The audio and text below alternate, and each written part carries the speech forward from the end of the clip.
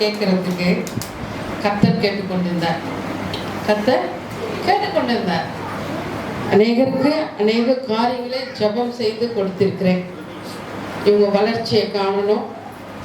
சில காரியங்களை சொல்லலை, கர்த்தர் பார்க்குறார். ஒருத்தருக்கு தெரியாம இந்த கைக்கு கொடுத்தது இந்த கைக்கு தெரியக்கூடாதுன்னு சொல்லுவார். பைபிளில் சொல்லப்பட்டிருக்கு. அப்படிதான் செய்திருக்கேன். ஆனால் ஆண்டவர் அவர்களுக்கு என்ன செய்யறாருன்னு சொல்லிட்டு நான் பார்ப்பேன்.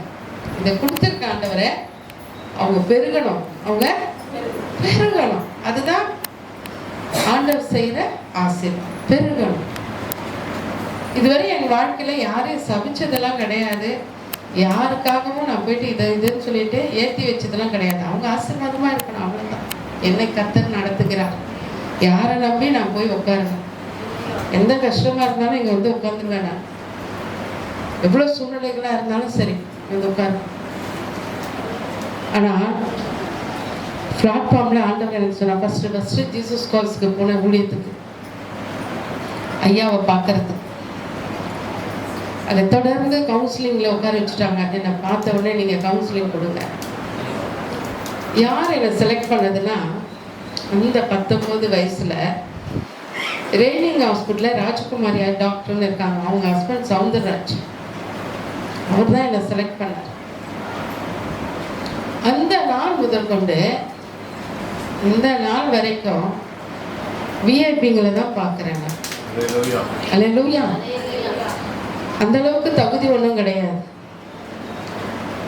எங்கள் அப்பா எம்ஆர்எஃப்ல ஜெனரல் மேனேஜராக இருந்தார். எங்கள் அம்மா நல்லா படித்தவங்க.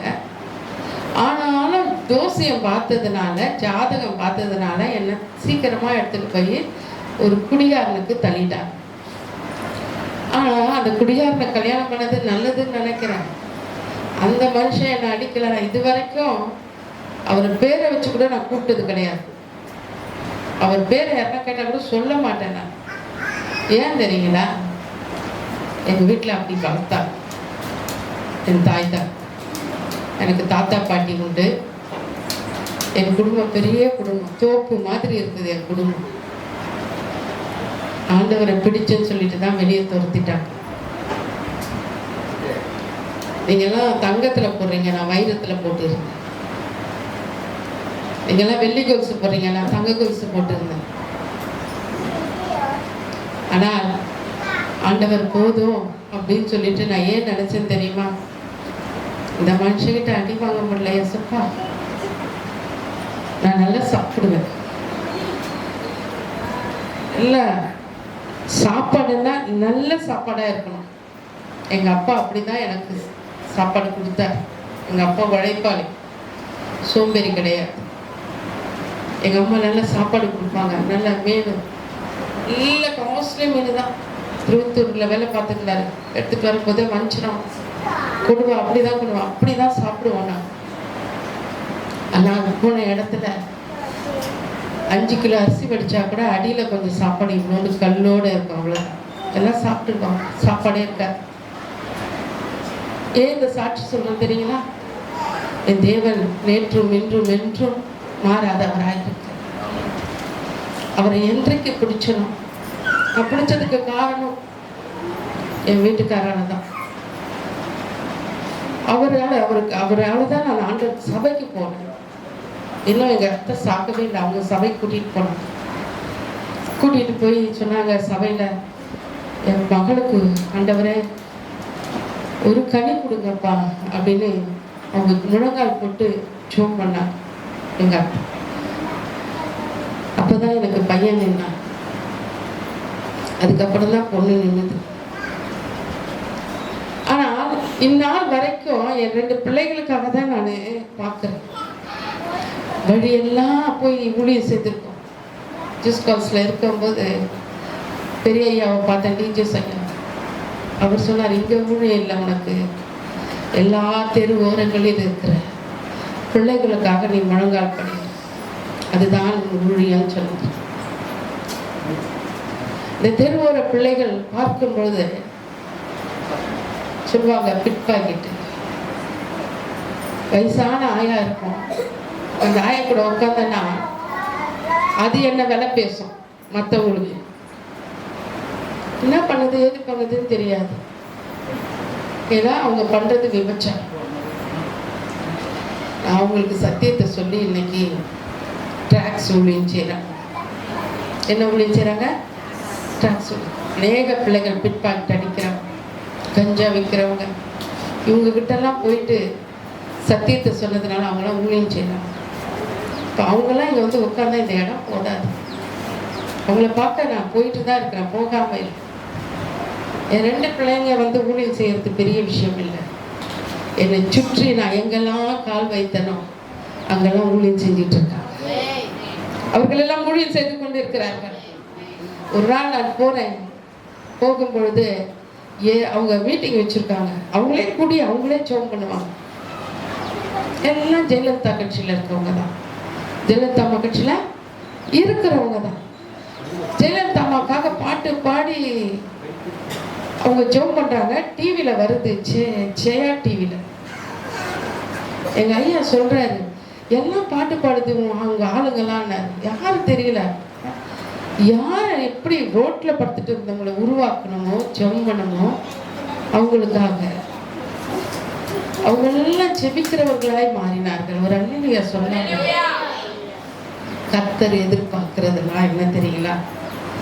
நீங்க பேசணுன்றது தான் ஆண்டவர் எதிர்பார்க்கிறார். உங்க குடும்பத்தை கட்டணும் தான் கர்த்தரை எதிர்பார்க்கிறார். உங்க பிள்ளைங்க ஆசீர்வாதமா இருக்கணும் தான் கர்த்தரை எதிர்பார்க்கிறார். என் 2 பிள்ளைகளை நான் ஃப்ரெண்டி அண்ணங்கிட்ட பாட்டு பாடுவார், அவர்கிட்ட கூட்டிகிட்டு போனேன். ஆனால் என் பொண்ணுடைய நிச்சயத்துக்கு நீங்கள் தானே வரணும்னு சொல்லிட்டு போய் கேட்டேன். கட்டாயம் வரணும், நான் பார்த்தா போலீஸ்காரி மாதிரி இருக்குதுன்னாரு. ஏன் பார்க்கும்போதே பயமாக இருக்குது எனக்கு. மார்க்கெட்டில் ரோட்டில் நிற்கிற பார்க்கும்போதே பயமாக இருக்குது. 2 பிள்ளைகளை வழி நடத்தணும்னு நினச்சேன். இங்கே இருக்க பிள்ளைங்களெல்லாம் வழி நடத்தியிருக்கேன். உண்மையிலேயே வீட்டில் பயந்தாங்கொழி நான் தான். ரொம்ப பயப்படுவேன். எங்கள் அம்மா கையை பிடிச்சிக்கிட்டே இருப்பேன். ஆனால் இன்னைக்கு அம்மா கையை பிடிக்கல, ஏசப்பா கையை பிடிச்சிக்கிட்டு என்ன பண்ணுறோம்? ஓரம் வரோம். எப்படியாப்பட்ட ரவுடியாக இருக்கும். அண்ணா தெருவில் அண்ணாதுரன் ஒருத்தர் இருக்கிறார். அவருக்கு சுவிசேஷம் சொல்லும்படியாக நானும் என் மகளும் போனோம். கூட கூட்டிகிட்டு போகிறேன். என் மகன் 9th படிக்கிறான். போனால் அந்த வீட்டில் செல்ஃபில் என்ன இருந்தது தெரியுங்களா? நம்ம வீட்டில் செல்ஃபில் என்ன இருக்கும்? என்ன இருக்கும்? பாத்திரங்கள் இருக்கும், துணிமணி இருக்கும், துணிமணி. அந்த வீட்டுக்குள்ள தைரியமா போய் பார்க்குறேன். நல்லா இவ்வளோ பெரிய பொருள் வச்சிருக்காங்க, அடுக்கி வச்சிருக்காங்க, கத்திங்க. உள்ள போய் பார்த்தேன். அதை பார்த்தோன்னே எனக்கு வயிறு கலக்க ஆரம்பிச்சிச்சு, பயம் வந்தது. அப்பொழுது நான் ஆண்டவர்கிட்ட சொன்னேன், ஆண்டவரே நீர் இவரை ரட்சிப்பின் பாதையில நிறுத்து. மரணமும் ஜீவனும் நாவில் அதிகாரத்தில் இருக்கு சொல்றாரு. இந்த வீட்டை விட்டு நான் என் பிள்ளைய பத்திரமா வெளியில கொண்டு போனேன். நான் சத்தியத்தை சொல்ல போறேன் அவருக்கு. இப்போ அவங்க தம்பி வந்தார், எடுத்துக்கிட்டு வர்றார். வெட்டிடுவேன் இங்க இயேசுவை பத்தி சொன்னேன். என் பொண்ணு பிரேஸ்லெட் போட்டுக்கிட்டு, தங்க பிரேஸ்லெட் போட்டு இப்படி காட்டுது. வெட்டு பார்க்கலாம் அப்படின்னு ரொம்ப நெஞ்சு தைரியம் ஜாஸ்தி என் மகளுக்கு. வெட்டு பார்க்கலாம் அப்படின்னு பாருங்க. அப்படி கீழே இறக்கு நாம பிடுங்கிறதுக்கு வரான் அந்த பிரேஸ்லைட்டை அவங்க பையன். கொஞ்ச நேரத்தில் அவன் கிட்ட வந்தவன், எங்களுக்கும் ஜெபம் பண்ணுங்க, எங்களுக்கும் ஜெபமா, உங்களுக்கு இனிமேல் ஜெபமான்னு கூப்பிடுறேன், எங்களுக்கு ஜெபம் பண்ணுங்க ஜெபமா. ஜனங்களா பார்த்து எனக்கு அந்த பேரை வச்சாங்க, ஜெபமான்னு சொல்லிட்டு. என் பேரன் பேரு ஜெரேமியா, என் பேத்தி பேரு ஜெமிமா. நான் வெளியே இன்ன வரைக்கும் சொல்ல, இன்னைக்கு தான் சொல்றேன். எல்லாம் ஜெயிலே வந்துடுச்சு. இன்னைக்கு போய் வால்டாக்ஸ் ரோட்ல இருந்து பிளாட்ஃபார்ம் ஃபுல்லாக கேட்டால் கூட, ஜிஹெச் வரைக்கும் கேட்டால் கூட சொல்லுவாங்க, ஜெபமா வந்து ஜெபம் பண்ணாங்க. ஒரு பிள்ளைக்கு இந்த இடம் வெடிச்சு போயிட்டு டாக்டர் சொன்னாராம் கேன்சர்ன்னு சொல்லிட்டு அப்படியே சீல் கொட்டிக்கிட்டு இருக்கு. கல்யாணம் ஆகாத பிள்ளை. ஒரு சிறு ஓரமா ரோட்ல போயிட்டு, அம்மா கொஞ்சமா பார்க்கலான்னு சொன்னேன். அந்த பொண்ணு தேம்பி தேம்பி அழுகுது. என்ன ஆச்சுன்னு கேட்டேன். கேன்சர்னு சொல்லிட்டாங்க. இந்த பிளவுஸை கழட்டிட்டு அப்படி பார்த்தா சீல் கொட்டிகிட்டே இருக்கு. ஜெபனை எடுத்து அந்த இடத்துல வச்சு, இசப்பா உங்க ரத்தமாய் மாட்டுங்க, இந்த இடம் சுகமானது. திரும்ப ஒரு வாரம் கழிச்சு எனக்குள்ளார ஒரு விசுவாசம், ஆண்டவரே நீ தான் ஆண்டவரே இந்த பொண்ணை பார்க்கும்போது சுகமாச்சின்னு சொல்லணும் அப்படின்னு ஜெபம் பண்ணிட்டேன். இந்த பொண்ணு என்னை பார்த்துட்டு அப்பெல்லாம் இந்த பொண்ணு ஓடியாந்து கட்டி பிடிச்சிக்கிச்சு. அழுக்கா இருப்பாங்க. இந்த வெள்ளை துணி போகும்போது இருக்கிற ஒயிட்டு வரும்போது இருக்காது, எல்லாம் அப்படி கரகரையாயிட்டு.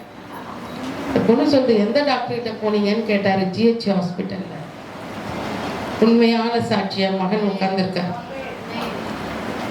டாக்டர் கேட்டோன்னு சொன்னாங்க, எங்களுக்கு ஜெபமா ஜெபம் பண்ணாங்க, சரியாயிடுச்சு கேன்சர். அப்போ நான் கேட்டேன், நீ என்ன செய்வம்மா ஆண்டவருக்கு நல்லா ஆயிடுச்சேன்னு கேட்டேன். எனக்கு கல்யாணம் ஆகணும் ஜெபம் பண்ணுங்கன்னு. நீ என்ன செய்வ சொல்லுமான்னு கேட்டேன். நான் ஆண்டவருக்கு என்ன செய்ய போற சொல்லுமான்னு. எனக்கு கல்யாணம் ஆகணும் ஜெபம் பண்ணுங்க, ஜெபம் பண்ணு. கல்யாணம் ஆனவுடனே குழந்தை பிறந்தன்னு ஜெபம் பண்ணுங்கன்னு. அப்புறம் அப்போ சொல்லிட்டு எனக்கு ஆம்பளை பிள்ளை பிறக்கணும்னு ஜெபம் பண்ணுங்க. சரி, ரோட்ல இருக்க பிள்ளைங்க நல்லதே பார்த்துருக்காது அப்படின்னு சொல்லிட்டு இந்த பிள்ளை நன்மையை பார்க்கும்படியாக ஜெபம் பண்ணேன். அது சொல்லுது, ஆம்பளை பிள்ளை பிறந்ததுன்னா ஜோயல் அண்ணான்னு பேர் வைப்பேன்னு சொல்லிச்சு. என்ன பேர் வச்சுது? ஜோயல் அண்ணான்னு பேர் வச்சு. அதே மாதிரி அந்த பொண்ணு ஜோயல் அண்ணான்னு பேர் வச்சிருச்சு. இன்னைக்கு வரையும் ஏமா ஜோயல் கூப்பிடு, அண்ணா தான் கூப்பிடு, ஜோயல் அண்ணா தான் கூப்பிடுது. அவங்க பெத்த பிள்ளைய என்ன கூப்பிடுறாங்க? ஜோயல் அண்ணா. ரோட்ல இருக்கவங்களே ஜோயல் அண்ணா தான் கூப்பிடுறாங்க. இவ்வளவு பெரிய சாட்சி. கர்த்தரால கூடாத காரியம், அவரால் கூடாத காரியம் தாமதப்படலாங்க, தடைப்படாது உங்க வாழ்க்கையில. ஏன் தெரியுமா?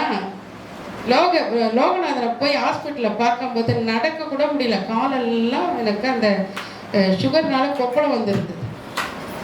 நான் கேட்டேன் ஆண்டவர்கிட்ட, இந்த பையனுக்கு ஏன் இப்படி ஆச்சு? நம்ம ஜெபம் பண்ணிட்டு 21 நாள் பாசிங்கள புள்ள சேர்த்துணும் ஜெபம் பண்ணிச்சோம். வாடா எனக்கு அசிங்கமா இருக்குதுன்னு சொல்லிட்டு அந்த வார்த்தை சொல்லக்கூடாதுன்னு சொன்னேன். பாருங்க, ஒரு சின்ன சிம்டம்ஸ் தான் அது நம்மளை எவ்வளோ பாதிக்கப்பட்ட. நம்ம பிள்ளை சாப்பிடணும், நம்ம ஜெபிக்க கூடாது. ஆண்டவரே என் பிள்ளைகளை ஆசீர்வதி, இஸ்ரவேலை ஆசீர்வதிப்பதே கர்த்தருக்கு பிரியம். எந்த சூழ்நிலையா இருந்தாலும் சரி, எவ்வளவு பிரச்சனையா இருந்தாலும் சரி, அந்த பிள்ளைங்க ஆசீர்வாதமா தான் இருக்கும். ஏன்னா விசுவாசானவன் தான் அந்த காரியத்தை செய்கிறான். அவனை ஜெயிக்கணும்னு சொன்னா நம்ம ஜெபம் தான் பண்ணணும். அருமையான பிள்ளைகளை, உங்களை கர்த்தர் ஆசீர்வதிக்க வல்லவராய் இருக்கிறார். சிலர் சாட்சி சொன்னீங்க, சிலர் சாட்சி சொல்லுங்க. கர்த்தர் அந்த நாள் முதற்கொண்டு இந்த நாள் வரைக்கும் என் தேவனாகிய கர்த்தர் என் கரங்களை பிடித்து அவர் ஒருவரே எனக்கு நித்திய தேவனாய் இருந்து இதுவரை என் கரங்களை பிடித்து வழி நடத்தி கொண்டிருக்கிறார். ஒரு குறைவும் எனக்கு வைக்கல. ஏசப்பா ஒரு குறைவும் எனக்கு வைக்கல. இந்த பிறந்த நாள்ல மஸ்கட்ல இருந்து 2 சாரி வந்தது. ஒருத்தர் கூட அல்லேலூயா சொல்ல. இந்த பிறந்த நாள்ல எங்க இருந்து வந்தது? மஸ்கட்ல இருந்து 2 படம். அதாவது என் பாப்பா பர்த்டேக்கு கனடால இருந்து ஒரு ஹேண்ட்பேக் வந்தது. எங்க இருந்து வந்தது? கனடால இருந்து ஒரு ஹேண்ட்பேக் வந்தது. ஆண்டவர்கிட்ட சொன்ன, ஆண்டவரே ஹேண்ட்பேக் பிஞ்சு போச்சுப்பா, என்ன செய்ய தெரியல. எனக்கு வாங்கி கொடுக்க புருஷன் இல்லை, எனக்கு வாங்கி கொடுக்க யாரும் இல்லை, நீங்க கொடுத்தா நான் மற்றவங்களுக்கு கொடுப்பேன் அப்படின்னு சொன்னேன். அந்த ஹேண்ட்பேக்கை பின் போட்டு தான் எடுத்துட்டு போனேன். ஆனால் கனடால இருந்து ஒரு ஹேண்ட்பேக், ஆஸ்திரேலியால இருந்து ஒரு ஹேண்ட்பேக் வந்தது. அல்லேலூயா. மற்றபடியாக ஹைதராபாத் முதலமைச்சருடைய பொண்ணு ஒரு 3 புடவை காஸ்ட்லியா கொடுத்து அனுப்பிச்சாங்க. அம்மா கிட்ட கொடுத்துருங்க இதுன்னு சொல்லிட்டு. அதுக்கப்புறமா பர்த்டேக்கு இன்னும் 2 புது புடவைங்க வந்தது சென்னை பட்டணத்துல இருந்து. அல்லேலூயா. என்னுடைய மகன் ஒரு 1000 ரூபாய் கொடுத்தாரு பர்த்டேக்கு, மருமக ஒரு 500 ரூபாய் கொடுத்தாங்க. நான் சொன்னேன், இன்னைக்கு இதை இது கூட காசைப்பட்டு நான் பட்டு புடவை எடுத்துக்கிறேன், வெள்ளை புடவை. வீட்டுக்கு பார்த்தா அது வெள்ளையா இல்லை, அது கொஞ்சம் அப்படி ஒரு மாதிரி கலராக இருந்தது, வெள்ளையே இல்லை. சரின்னு எடுத்து வச்சுட்டேன். நான் அதை எடுத்து வச்சுட்டு பாப்பா பர்த்டே கட்டலான்னு நினச்சேன்.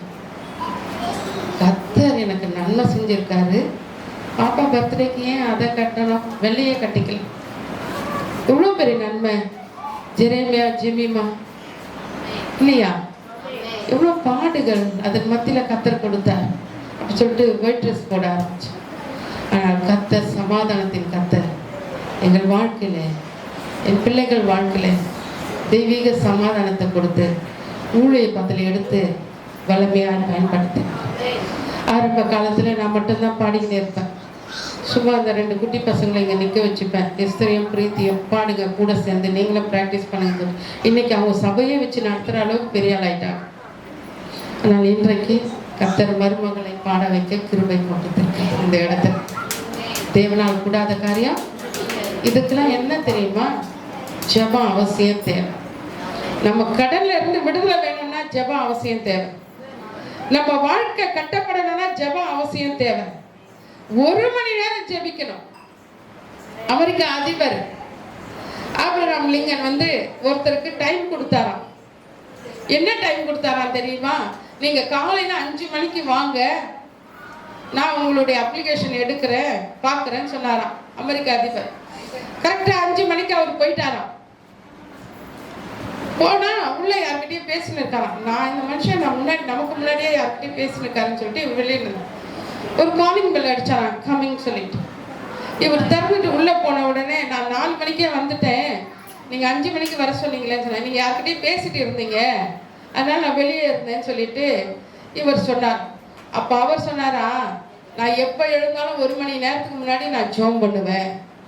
அந்த 1 மணி நேரம் ஆண்டவர்கிட்ட பேசிட்டு தான் நான் மற்ற மனுஷங்கிட்ட பேசுவேன். அந்த 1 மணி நேரம் யார்கிட்ட பேசிட்டு இருந்தீங்கன்னு அவர் கேட்டா, இயேசுநாதரோட நான் பேசியிருந்தேன். ஏன்னா உனக்கு 5 மணிக்கு டைம் கொடுத்துட்டேன், அதனால நான் 4 மணிக்கு 3:30க்கெல்லாம் எழுந்து குளிச்சுட்டு ஆண்டவர் பாதத்தில் உட்காந்துட்டேன், பேசிட்டேன். நான் 5 மணிக்கு டைம் கொடுத்ததுனால 4 to 5 பேசினேன். அவர்கிட்ட பேசி முடிச்ச பிற்பாடு தான் அந்த நாள் எனக்கு நன்மையான நாளாக இருக்குன்னு சொன்னார். யாரு? ஆபிரகாம் லிங்கன், அமெரிக்க அதிபர். நம்ம எம்மாட்டம், நம்ம வாழ்க்கையில தேவை என்ன தெரியுங்களா? ஜெபம். எல்லா விஷயத்துக்கும் நமக்கு ஜெபம் தேவை. அன்பு பிள்ளைகளை, இன்றைக்கு சாட்சி சொன்ன உங்களை கர்த்தர் ஆசீர்வதிப்பார். நிச்சயமா சொல்றேன், தேவன் வருகிற வருஷத்துல உங்களை ரெட்டிப்பான ஆசீர்வாதத்தோட நிறுத்துவார். ஏன்னா இதுவரையும் நமக்கு ஒரு குறைவும் இல்லாம நடத்தின தேவன், அவர் நம்மை இன்னும் ஆசீர்வாதமாய் நடத்துவார். இயேசுப்பாக்கு குடும்பம்னா ரொம்ப பிடிக்கும். குடும்பம்னா நீங்க குடும்பமா உட்காந்து ஜெபிக்கணும். எப்படி ஜெபிக்கணும்? குடும்பமா உட்காந்து ஜெபிக்கணும். நான் இங்க ஆலயத்துல இருக்கிறதுனா காரணம், அநேக தெருவில் இருக்கவங்களாம் அழ ஆரம்பிச்சுட்டாங்க. இன்னைக்கு நீங்க போவாதீங்க, நீங்க இங்கேயே இருக்க. நான் என்னவோ நினைச்சேன், இந்த தெருவாழ் மக்கள் எல்லாம் போகக்கூடாது அப்படின்னாங்க. இல்லை, நான் சபையிலே இருப்பேன், பயப்படாதீங்கன்ட்டு நான் அவங்களுக்கு ஆறுதல் சொல்லி அனுப்பிட்டேன். கர்த்தர் நல்லவர். அவர்களுக்கெல்லாம் நான் என்ன கொடுக்க போறேன்னு தெரியலன்னு அப்படின்னு நினைச்சேன். ஆனாலும் எல்லாருக்கும் கிஃப்ட் கொடுக்க கர்த்தர் இந்த கையை ஆசீர்வதித்தார். கர்த்தர், நான் நினைக்கல, எங்க பணமே கிடையாது, ஆனா கொடுக்கும்படியான ஒரு ஆசீர்வாதத்தை இந்த கைக்கு கொடுத்திருக்கிறார். அல்லேலூயா. ஒரு பாடலை பாடுவோம். கர்த்தர் நம்மை ஆசீர்வதிக்கும்படியாக, கர்த்தர் நம்மை நடத்தும்படியாக, கர்த்தர் செய்ய போற நன்மைக்காக நம்ம ஜெபம் பண்ணுவோம். ஒரு பாடலை பாடுவோம். வற்றாத நீரூற்று போலிருப்பா, நீ வளமிக்க தோட்டத்தை போலிருப்பா. நீ வற்றாத நீரூற்று போலிருப்பா, வளமிக்க